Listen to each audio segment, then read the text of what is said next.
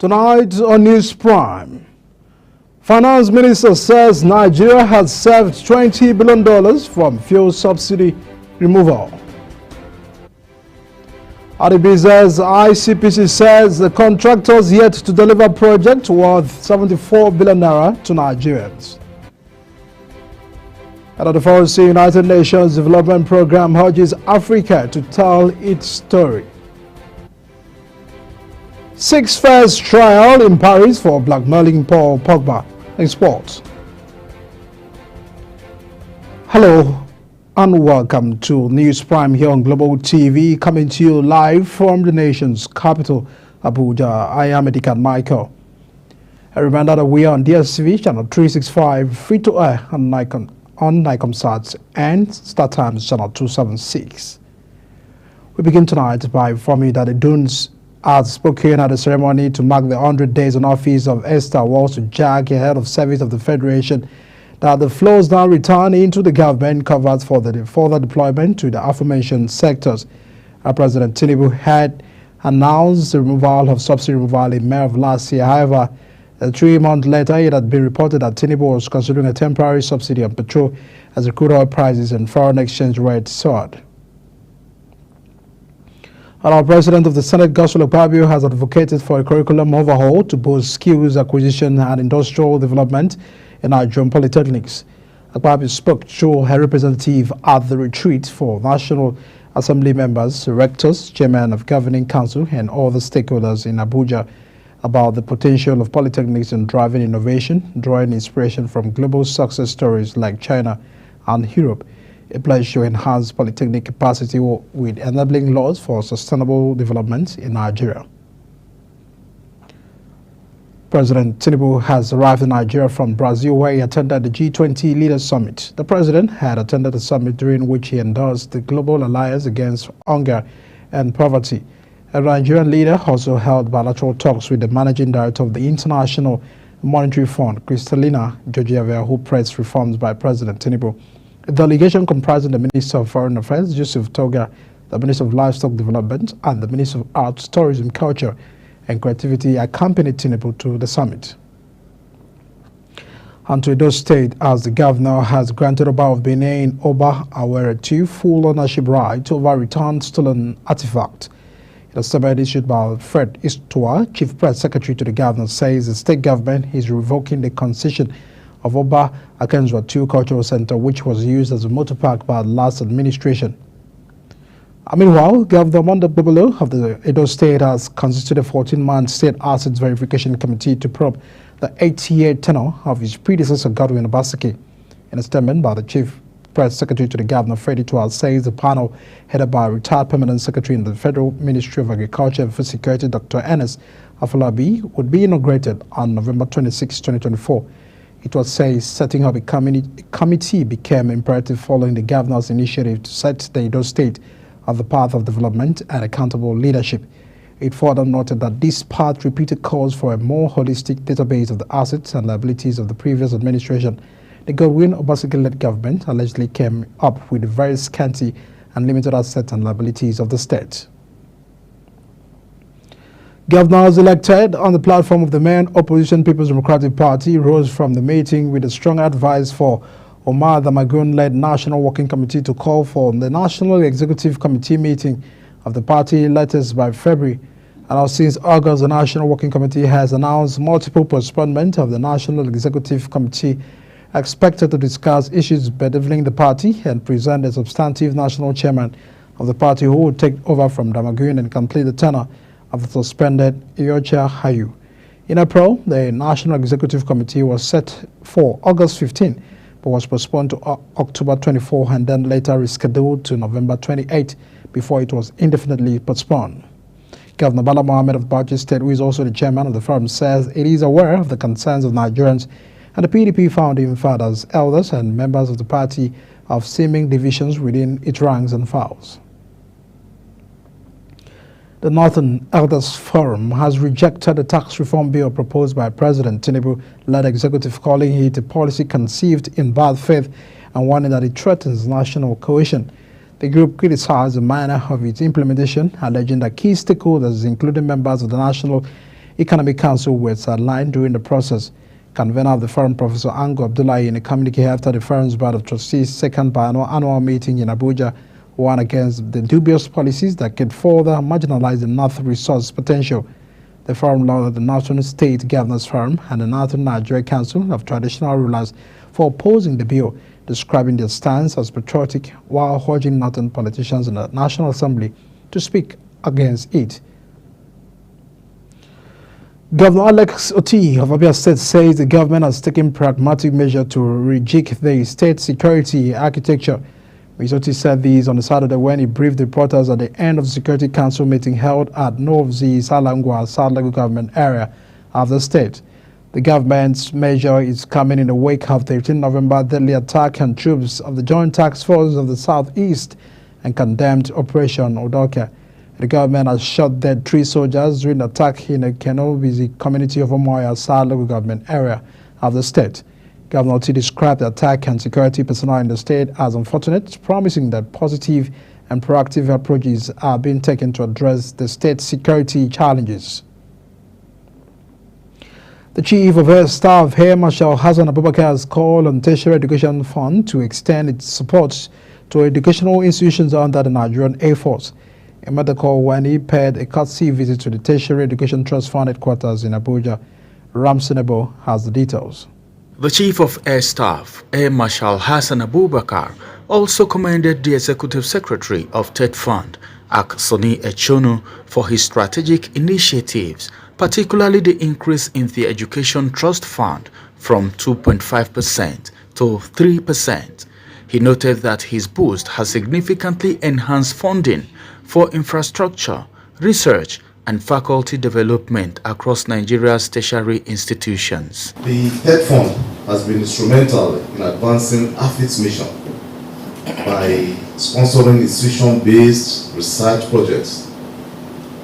Notably, the Center for Innovation and Research, guided by a subcommittee of his board, identified 10 research projects that have been sponsored through TED Fund's intervention.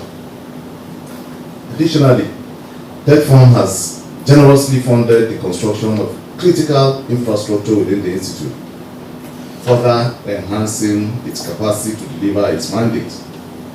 Furthermore, the fund provides annual interventions across multiple areas, including ICT development, library enhancement, entrepreneurship, and staff training and career enhancement.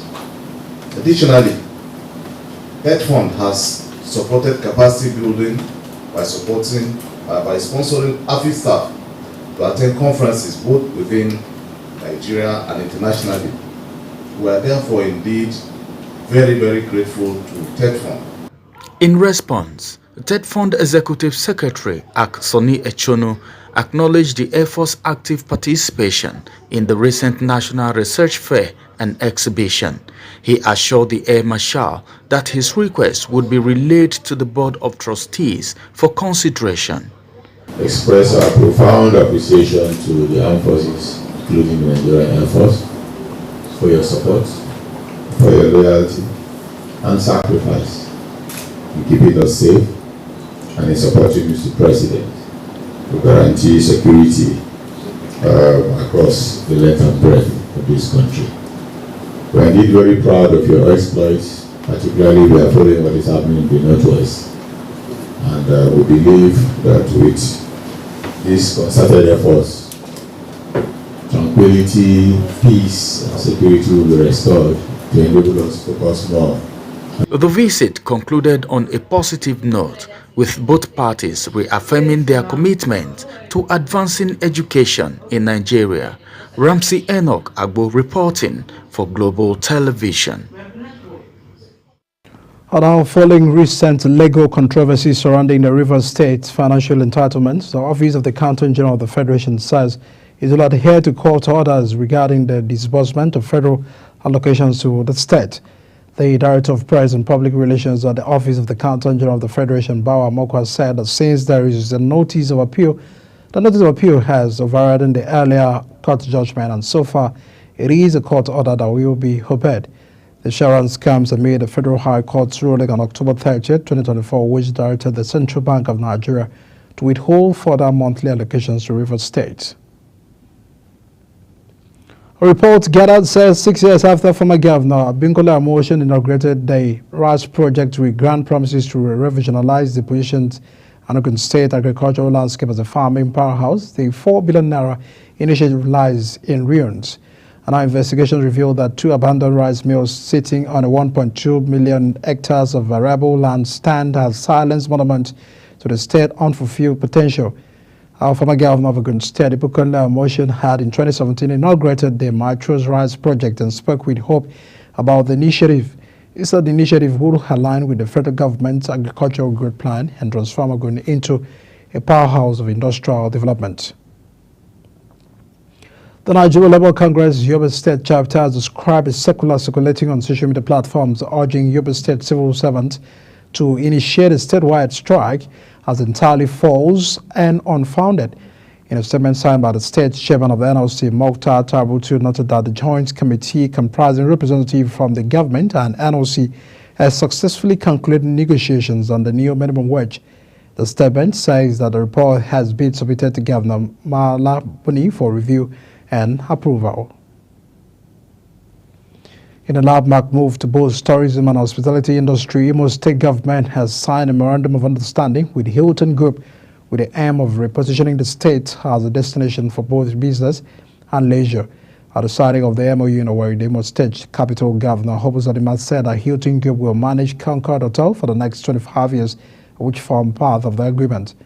Amar Chibes has a report. The ongoing renovation of Concord Hotel was first inspected by Governor Hope Uzodinma and the Hilton Group to ascertain the level of work.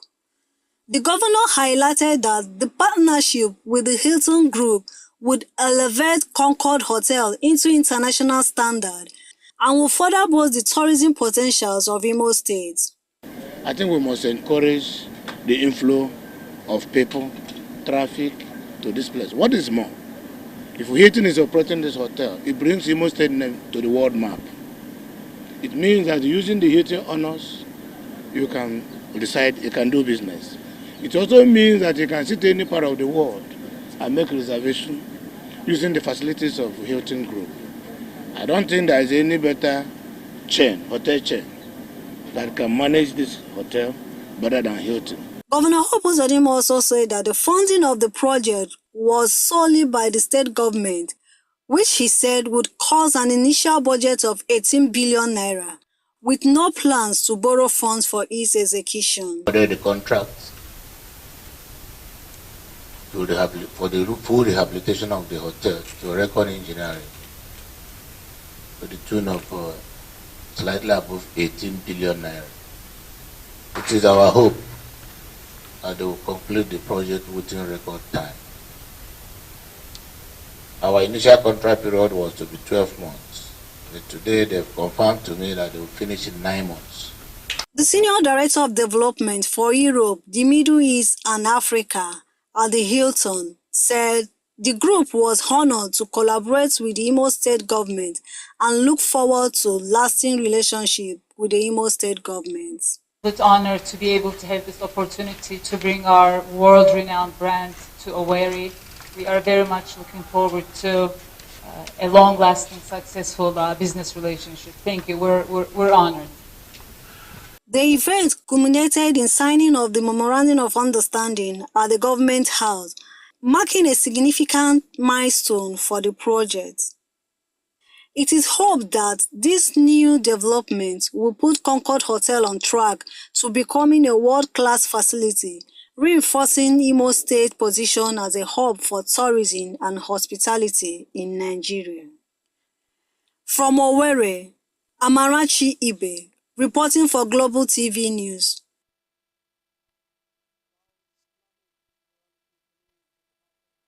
The city of Kano had to resume their crackdown on betting shops after the Supreme Court's ruling on the gambling. The Nigeria Supreme Court had quashed a 2005 law that established a National Lottery Commission and legalized sports betting and gambling, a ruling that gambling regulation is a matter for state government Abbas Sufi, the Director General of Hisbah in Kano State, one of the 12 dominantly Muslim Nigerian states in which Islamic Sharia is used alongside the federal law, has said that Hisbah will resume clampdown on betting shops with renewed determination since betting is illegal under Kano State Sharia law. The federal government says it is taking comprehensive steps to end insecurity in the southeast region. The Minister of Defense, Mohammed Badagru, disclosed this in Imo State Government House when he paid a courtesy visit to Governor Hope Uzodinma. Our correspondent Amarachi completes the report. The visit came shortly after a high-level security meeting held in Enugu, where leaders discussed strategies to address regional security challenges.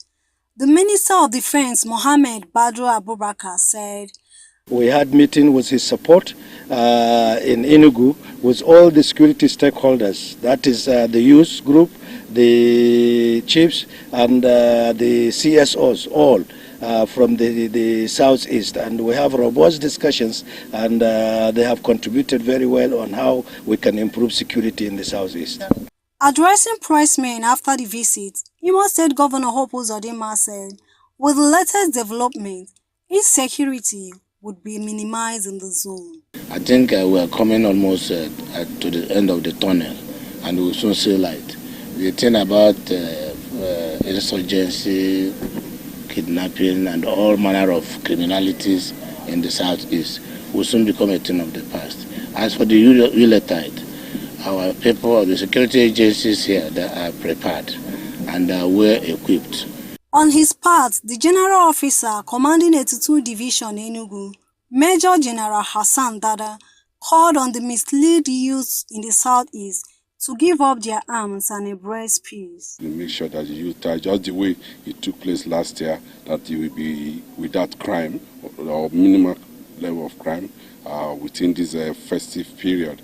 And for all the youths think that have been misled one way or the other with the latest development, they should please come forward, give up their arms and allow peace to reign in the land. And we are there to support them. We will engage them and see how they can be useful to their own lives and make the society grow. The visit by the Defense Minister signals renowned efforts to tackle insecurity in the southeast, as residents hope that this engagement will yield lasting peace and improve safety.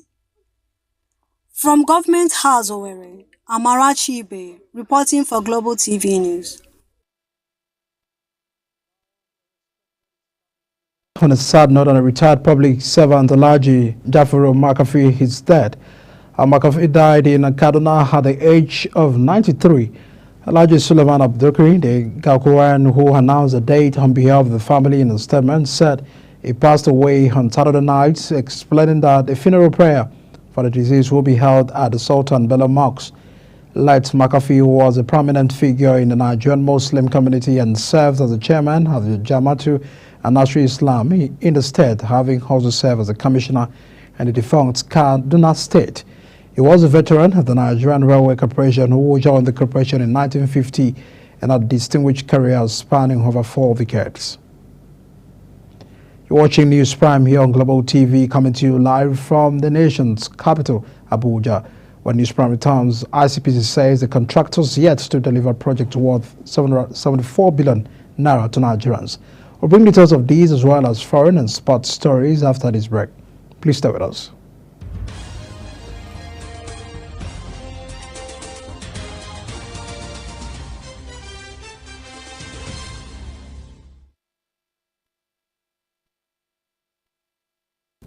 Welcome back.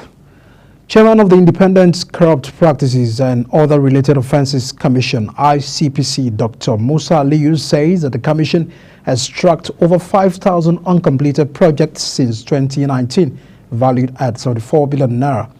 Aliyu, who said these after the commission and the Budget Foundation signed a memorandum of understanding to further enshrine integrity in the execution of the publicity from the project, say that the Anti-Corruption Agency has directed contractors involved to return to site and ensure completion. Dr. Aliyu said ICPC would continue to hold the defaulters accountable just as it has arranged others in the past, maintaining that the Commission and other relevant authorities will deal with any issues that Nigerians report regarding their constituency project. The letters SBM Intelligence as Africa Focus Market and Security Intelligence Gathering and Strategic Consulting Firms in Africa Country Instability Risks Index has classified Nigeria as vulnerable to instability in 2024. And this marks a downgrade from its stable status in 2023 driven by economic challenges linked to government policies. Nigeria dropped 6 points this year, scoring 45 compared with 39 in 2023. Higher score in the risks index means a higher level of political risks to business. Other African nations sharing their risk status include Ethiopia, Cote d'Ivoire, Benin, and Togo, reflecting the broader economic and governance concerns across the continent. Nigeria's deteriorating economic environment is worsened by factors such as rising food inflation, insecurity, and the rising poverty level as the drivers of instability in the country. The United Nations Development Programme (UNDP) has emphasized the importance for Africa to tell its numerous success experiences and achievements, noting that lack of positive narrative perpetuates negative stereotypes. The Director of the Regional Bureau for Africa, the UNDP, Haruna Zekowan, has stated these at the ongoing 2024 African Economic Conference in Gaborone, Botswana. Speaking during a fireside chat in global geopolitical complexities and Africa's development pathway, he said that the continent had suffered from being viewed through a negative lens, stating that the continent has endured a legacy of stereotyping and being synonymous with failure, which needs to change. On the front scene, the head of the leading international aid agency, war-stricken Sudan, is in danger of becoming another failed state because civil society is disintegrating amid a proliferation of armed groups. Jan Egeland, head of the Norway's Refugee Council, as well as the two main warring parties in Sudan, the army and the paramilitary rapid support forces. There are many smaller amenities, looting and going as civilians for 19 months. There's been a brutal power struggle between the army and the RSF that has forced over 10 million people to flee their homes and push the country to the brink of starvation. More than 80 people have been killed in renewed sectarian violence in northwest Pakistan, officials say, and another 156 are said to have been wounded in the 3 days of fighting in the tribal district of Kuram near the Afghan border. The violence began on Thursday when gunmen attacked convoys of Shia Muslims traveling through the area under the police escort, and more than 40 died in that incident, which triggered revenge attacks. Shia and the Muslims have engaged in tribal and sectarian rivalries over land dispute for decades, and hundreds of residents fled amid escalating violence. And Friday and Saturday comes after dozens of people died in attacks over the past few months, prompting calls for a ceasefire from the tribal council. As a sports, Republic of Benin in dominance display on Saturday match win of the West Africa Regional Rowing Regatta. The maiden edition of the Two Nation West Africa was held at the Big Sport Club, Lekki Phase 1, Lagos. The regatta, which began November 21, was rounded off on Saturday.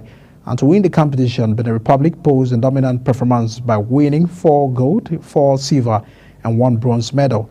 Nigeria, on the other hand, got 1 gold, 1 silver, and 1 bronze medal. In the singles sculls events, Benin Republic dominated the podium, coming first, second, and third. More on sports, 6 men linked to Juventus and France midfielder Paul Pogba will face trial from Tuesday, accused of blackmail, attempted extortion of millions of euros, and holding the player at a gunpoint. The case at the Paris Criminal Court has shocked the French footballer world all the more too because the perpetrators include 3 childhood friends and Pogba's own brother Matthias. The development comes as Pogba battles professional woes and following Juventus' cancellation at this month of his contract on account of midfield suspensions until March 2025 for doping. Real Madrid chief Perez Salah had a various targets during the club's annual general meeting on Sunday, including the European and the World Football governing bodies, Europa and FIFA. The 77-year-old chief has been at war with football's rulers over the Super League project Madrid, Barcelona, and other top European sides tried to launch in 2021. Perez blasted the new and expanded Champions League format, which features 8 group games instead of 6 and an extra round of matches for some clubs. Perez has often insisted that the Super League project will serve the sport and reiterated that the assembly he thinks football is gravely injured and has never been in a more delicate situation. As we wrap up the news prime, let's take a look at our major stories. Our Minister of Finance and Coordinating Minister of the Economy, Wale Edun, says Nigeria has saved $20 billion from petrol subsidy removal and market-based pricing of the foreign exchange rate. RDP's chairman of the Independent Corrupt Practices and Other Related Offences Commission (ICPC) says the commission has tracked over 5,000 uncompleted projects since 2019. Now, 6 men linked to Juventus and France midfielder Paul Pogba will face trial from Tuesday, accused of blackmail, attempted extortion of millions of euros, and holding the player at gunpoint. And as our package on News Prime coming to you live from the nation's capital, Abuja. A reminder that we are on DSTV channel 365, Start Times channel 276, and free to air on Nicomsat. Kindly follow us on all social media platforms using at Global TV NG. I am Edikan Michael. On behalf of the entire production team, we say a very big thank you for joining us on News Prime. See you again.